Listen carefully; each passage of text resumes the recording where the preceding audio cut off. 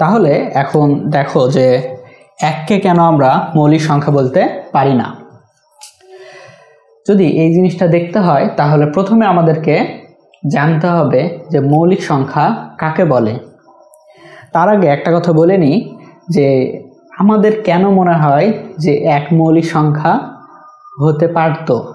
দেখো যে আমরা হয়তোবা কেউই মৌলিক সংখ্যার সংজ্ঞাটা জানি না, বা জানলেও এইভাবে মনে রেখেছি যে যেই সংখ্যাকে ভাগ করা যায় না সেটাই হবে কি মৌলিক সংখ্যা।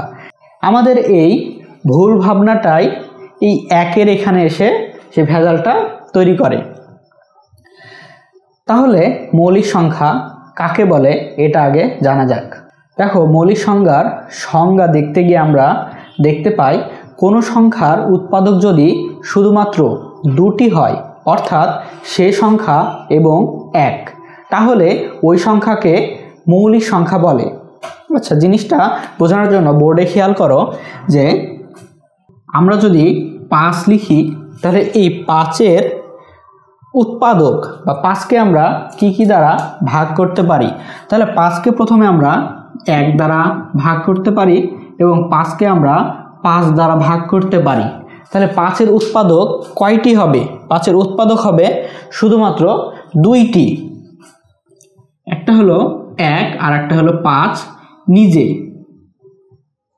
তাহলে এখান থেকে আমরা বুঝতে পারছি যে 5-এর উৎপাদক 2টি, অর্থাৎ ও সে নিজে এবং 1, সেই কারণে সংজ্ঞার সাথে সম্পূর্ণ মিলে যায়।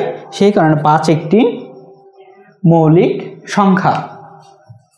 এরপরে আমরা পরীক্ষা করে দেখতে পারি কোনগুলো মৌলিক হবে আর কোনগুলো যৌগিক হবে। এখন যদি আমরা 4 লিখি তাহলে 4-এর উৎপাদক দেখো কি হতে পারে। 2 হতে পারে, 1 হতে পারে, আবার 4 নিজে হতে পারে। এই জায়গা থেকে আমরা বুঝতে পারছি যে 4-এর উৎপাদক আমরা কয়টি পেলাম? 3টা, অর্থাৎ এই 4 মৌলিক সংখ্যা কখনোই হবে না। তারপরে 3-এর উৎপাদক কয়টি? তখন আমরা দেখতে পাই 1 এবং 3, অর্থাৎ 3কে 1 দ্বারা ভাগ করা যাবে এবং 3কে 3 দ্বারা ভাগ করা যাবে, আর কোনো সংখ্যা দিয়ে ভাগ করা যাবে না। সেক্ষেত্রে আমাদের মৌলিক সংখ্যার সংজ্ঞা অনুসারে সেই 1 এবং 3 ম্যাচ করে, অর্থাৎ 2টি উৎপাদক পাওয়া যায়। সেই কারণে 3ও মৌলিক সংখ্যা। এখন আসো 2। তাহলে 2কে যখন আমরা উৎপাদক ভাঙতে চাই তখন দেখো 1 এবং 2, আর কোনো সংখ্যা পাবা না।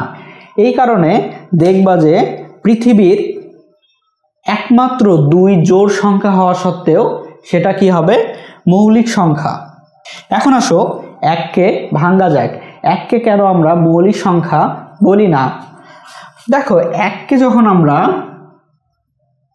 ভাঙতে যাচ্ছি তখন হ্যাঁ 1কে আমরা 1 দ্বারা ভাঙতে পারি, ভাগ করতে পারি, কিন্তু আরেকটা কি তুমি সংখ্যা খুঁজে পাবা বা আরেকটা কি উৎপাদক তুমি খুঁজে পাবা? দেখো যে এখানে শুধুমাত্র একটা উৎপাদক খুঁজে পাওয়া যাচ্ছে, সে 1 নিজেই। সেই কারণে এই 1কে আমরা মৌলিক সংখ্যা বলি না।